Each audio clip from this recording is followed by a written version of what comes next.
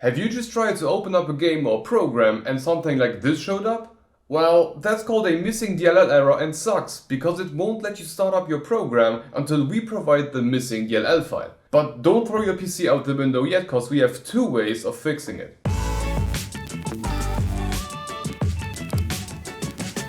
I'm running on Windows 11 here, but this will also work fine for Windows 10, 8 or 7.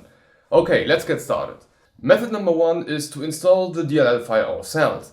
For this, head over to our website by clicking the link in the description or in the I symbol in the upper right corner. First off, scroll a bit down to the download section and download the DLL file. After downloading it, open it up and keep it on the screen. Now we need to open up our Explorer and head over to our main PC, then into the C drive and then into the Windows folder. Now here scroll all the way down until we can see a folder called System32 and one called syswow64. Here drag the DLL into the System32 folder and also into the syswow64 folder. On a side note, if you're using a 32-bit Windows 10, 8 or 7, you are not going to have a syswow64 folder.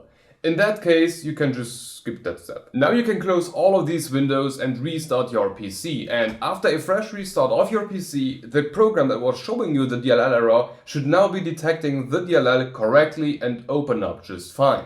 But there are instances where the program just doesn't want to find the DLL. There are. And for these cases, we have a method number two. There is a package from Microsoft themselves called Visual C++ Redistributable that contains the DLL and should fix the error if it hasn't been done before. So let's go back to our website with the method 2 link in the description or the I symbol in the upper right corner. Here again, scroll all the way down until you see the download section and download the package according to your Windows.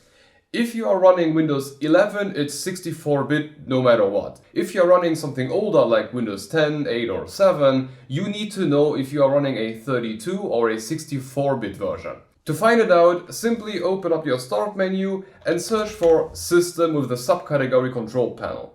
Once opened, we can find the bit amount in the same line as System type. And then back on our website, choose the file according to your system. 64-bit for 64-bit users and 32-bit for 32-bit users.